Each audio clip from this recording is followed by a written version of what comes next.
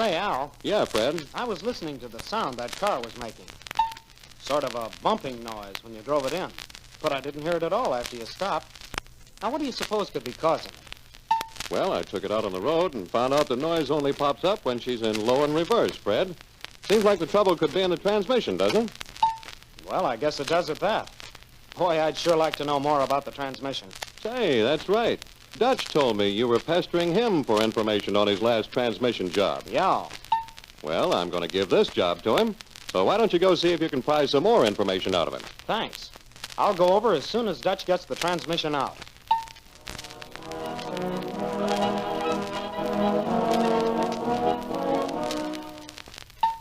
I didn't call for any parts yet. But Dutch... And I'll come over when I'm ready for them. But Dutch... And I don't want you pestering me anymore. But Dutch... Al told me to come over. Oh, he did. Well, what do you want now? Since you're working on a transmission, Al thought you could show me how you look for trouble and what you do about it. Ah, for crying out loud. Well, strip my gears and call me shiftless. If it isn't my old pals Fred and Dutch getting along like a couple of tomcats on the same back fence. You gonna give out with some troubleshooting dope, Dutch? I can see I'm not going to get out of it now. But I'll tell you one thing. Yeah? We got no time to talk about every little bolt and washer you take off this transmission. Just hit the important points, Dutch. Then lend Fred your reference book. Okay. Let me get started. You have to unscrew the shifter fork guide rail before you can get the forks out. How come? Because the rail passes through both forks. How are you going to remove the high and second rail? I don't see any way to punch this Welch plug out. Leave it to me, Bub. I'll just reach in here and give her a light tap with the drip. He's got to go easy in there, Fred, so he won't damage the shift rail. Now I'll unscrew this main shaft flange nut. Hey, how come that nut is so loose? Well, I broke it loose before I pulled the transmission. That's easier than trying to break her on the bench. Pretty good system, Dutch. Now, Fred, how would you take this brake drum off? Well, I'd take a hammer and drive her off. And damage the drum, huh? Here's the right way. You slip a puller over the drum studs and pull it off. Now the extension and the main shaft, with all its gears, comes out. Now I want to look at these gears, because...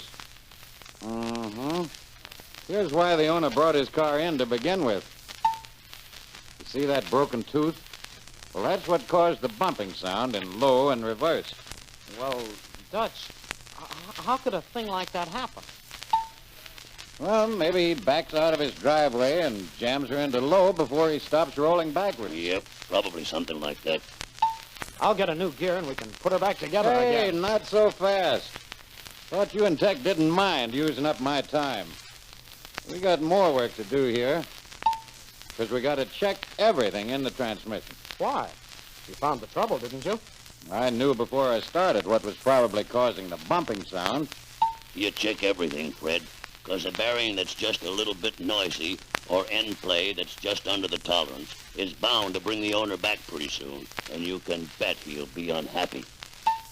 I see what you mean. But look, Dutch, how did you know what made the bumping sound before you started? Experience, my boy. Long years of experience you can take advantage of if you keep your eyes open. Bring it up, bring it up. We got work to do, Slugger. Now, let's suppose this owner claimed he had a clunking noise, Dutch, and you decided to check the transmission. Let's show Fred what you'd look for right here. Well, if the transmission was at fault, a clunk could mean too much end play in the cluster gear or the second speed gear. You can find out if the cluster gear is causing the trouble by slipping a feeler gauge between the rear bronze thrust washer and the case. Let's see. This one runs about 7 thousandths. So we'd better put in thicker thrust washers when we put her back together. That'll keep the owner from coming back hollering about a clunking noise, huh? That's right. Now we drift the countershaft out with an arbor. You better pull the key out now or you'll lose it. Don't worry, I'll do it. How come you use an arbor, Dutch? The arbor keeps the roller bearings from falling out of the cluster gear. It's a heck of a job to find them. See how he put the cluster gear in the bottom of the case? Couldn't get the drive pinion out otherwise. Now, you notice I'm starting this reverse idler shaft out with a drift. And he'll finish driving her out with an arbor, so he doesn't lose the bearings. Now, if there was a clunking sound, and Dutch hadn't found any end play in the cluster gear, he'd check for end play in the second speed gear. I'll tell you about that, Fred. You see, the second speed gear fits against the shoulder of the splines. But sometimes you'll find that the gear has worn the splines a bit, or the splines have worn the face of the gear a little. And sometimes the second speed gear wears into the face of the clutch gear. You check the second speed gear now to make sure there's less than 0.008 play.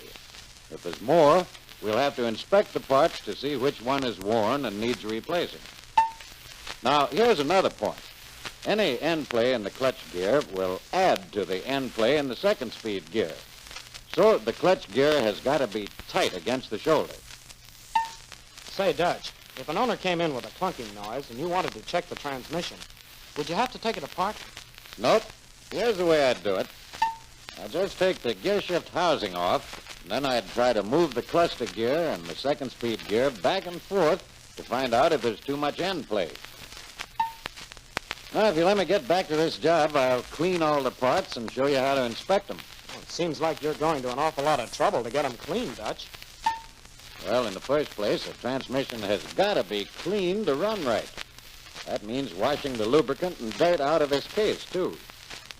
Then, I want to be able to do a decent job of inspecting the parts, so they got to be clean and dry, too.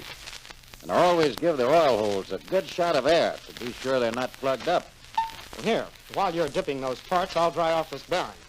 Hey, give me that. Great jumping balls of fire. What's the matter?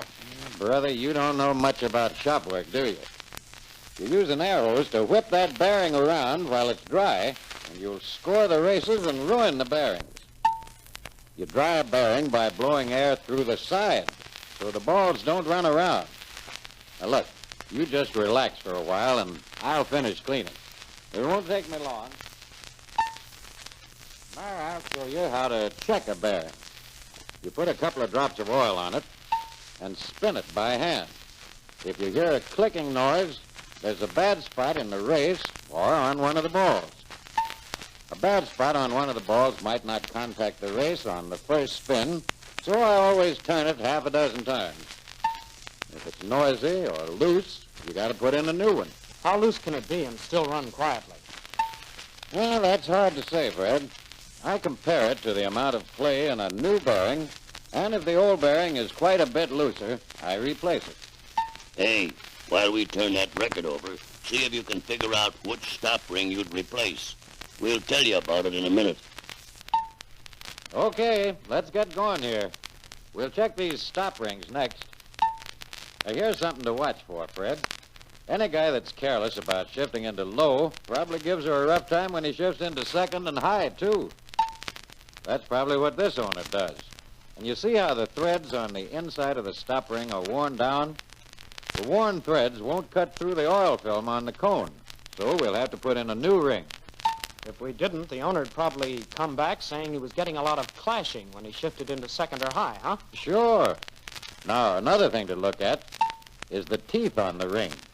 When they're battered up, the ring has to be replaced so you can get smooth, quiet shifting.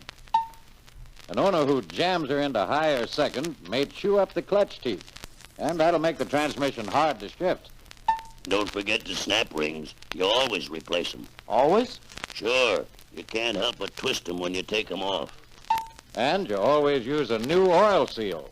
Then there's no chance of losing oil and maybe getting it on the brake band. What about the oil seal on the speedometer pinion? That should always be replaced, too. The way the boys use gaskets, I guess they're always replaced, too. Yep. When you install a gasket, you squeeze it up. You can't remove it and expect to use it again. These rough teeth on the cluster gear were caused by that broken tooth on the lower and reverse gear. And rough teeth give you a whine that gets louder as the driver picks up speed. This nick in the second speed gear was caused by a piece of the broken tooth when it got washed around by the lubricant. But in this case, you don't have to replace the gear, Fred. Small nicks like this one can usually be dressed down with an oil stone. That shows you why you got to be awful careful about keeping the transmission clean. I've seen gears damaged enough to cause noise just by dirt that got in the lubricant. Just a second, Fred, and I'll give you a list of the parts we need. You're replacing any of the gears that weren't damaged? No, this job will run all right on the old ones.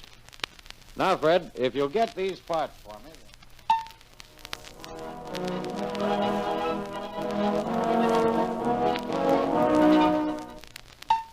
That's the ticket, Fred.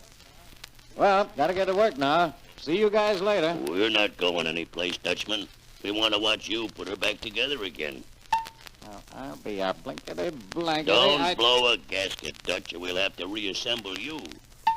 All Fred needs to see is the highlights, the important steps you watch carefully yourself. Won't take any longer to show him. Okay. Let me look at this gear. What for? It's brand new. How do I know you didn't bounce it off the floor on the way over here? I always check new parts to make sure they're okay. Now, there's a little trick to putting the roller bearings back in. You put a dab of grease in the pocket of the drive pinion, and you don't have to hold the bearings after you stick them in. Now, there's a real shortcut, Fred. Remember that one. When you've snapped the last bearing in, it should take up all the play. If the rollers are loose, you've missed one of them. Or they're so badly worn, you'll have to use new ones. This snap ring holds the roller bearings in place. Fred, find the washer for the ball bearing, and we'll put her on the shaft. Here, this looks like the right snap ring for securing the washer. You see, these rings come in 4 thicknesses. And you got to pick one that'll give a snug fit so there won't be any end play. Let's see, the snap ring pliers were right here. Hey, take it easy. I don't use pliers when I put rings on, because they ruin the circular shape of the ring. But this piece of pipe will force the ring into place without bending it out of shape. Dutch, you got more hot ideas than a kid trying to sneak into a circus. All right. Let's get to work on this cluster gear. Now, first the spacer goes in, and then we put some grease in each end so we can hold the bearings in place. Now the arbor goes in. Gather those bearings, Fred, and I'll put them around the arbor. 22 in each end. Here are your thrust washers, Dutch. Okay. The steel washers go on first. Do you put grease on them? Nope. Grease takes up too much room. But a little oil on the end of the gear will hold the washer in place. Let's see now. Are these the thicker bronze washers? Yep. All right. I'll put a little oil on them so they'll stick to the steel washers. Do you want the counter shaft now? Nope. We're not ready for it yet. Let's leave the gear in the bottom of the case so I can get that drive pinion in there. Say, Tech, I got a question that'll probably make Dutch blow his top, but I want to know why we use helical-cut gears instead of straight spur gears. That's 'cause with helical gears, you have better than 1.5 teeth in mesh all the time. That gives you smooth, quiet operation at all speeds. I get it. Fred, you can slip the bearing retainer on the shaft and tighten it. And what about the gasket? Well, I'll have to measure the space between the retainer and the case to see what size we need. Listen, Tech, how does he decide which of the 2 thicknesses to use? He'll pick the gasket that gives him about 5 thousandths more thickness than he's just measured. That the right one, Dutch? Yeah. This gasket will squeeze up and prevent oil leaks and end plane noises. And another thing that prevents oil leakage is using new grommets on the cap screws. Put the roller bearings in the reverse idler gear, Fred, and I'll install it. When you come to the counter shaft, you push it in most of the way and then line up the keyway with this hole. Now, with the key in, I'll drive the counter shaft home. And the counter shaft will drive the arbor out of the cluster gear. Right. Now we'll put the reverse idler gear and shaft in place. Now the main shaft gears. See how I'm putting the clutch teeth toward the front of the shaft? Yeah. When I get the clutch gear tapped tight against the shoulder on the main shaft, we'll have to pick a snap ring that'll hold it tight. You see, Fred, Dutch has his choice of 4 ring thicknesses to lock the clutch gear tightly in position. And if I don't lock the clutch gear tight, I'll wind up with too much end play in the second speed gear. Now the ball bearing goes in the front of the extension, and again we got our choice of 4 snap ring sizes. Like all the others, this snap ring has to make a snug fit, because I don't want any end play there. Yeah, this one's all right, so I'll tap her into place. When you get the main shaft in the extension, you push the clutch sleeve forward about halfway on the clutch gear, so it'll be easier to mesh with the drive pinion. Notice he's putting new grommets on the 2 lower screws when he secures the extension to the case. That's because those screws are below the oil level, and he doesn't want any leaks there. Now, after the rear bearing is in, this oil seal has got to be driven home with a seal drip, Fred. You see, the drip sets the seal just the right distance from the bearing to prevent contact. Now, hand me that low and reverse rail, Fred. That's the one with the detent spaced farther apart? Yeah. And when we put her in, it goes through the upper hole and through the fork like this. Next, I'll put the second and high rail through the lower hole. And now this fork guide rail. Sure. Then, when you get that screwed in, I'll put the lock screws in the forks. And they got to be tight. If they loosen up, they'll let the transmission jump out of gear. He's a smart operator, Fred. Using that offset screwdriver makes it a lot easier. Now, a Welch plug goes in here, Fred, because I know. The second and high rail is below the oil level, and the Welch plug will prevent a leak there. Say, you're catching on. What you doing now, Dutch? Making sure the new oil seal is seated in the speedometer pinion sleeve. Yeah, otherwise the spinning cable would suck the oil right up into the speedometer head. Now, when I get the brake band on and adjusted, we'll be all set. Uh-oh. Al probably wants to know why this job's not out yet. How's she coming, Dutch? Well, I'd have had her done long ago, Al, but I've been holding school for these characters. I think that's swell of you, Dutch.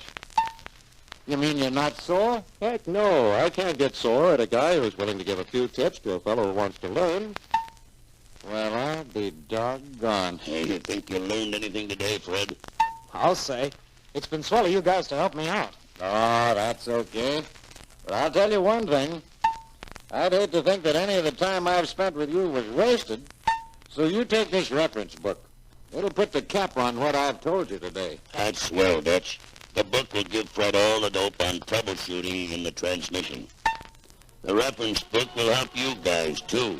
And don't forget, I'll be seeing you next month.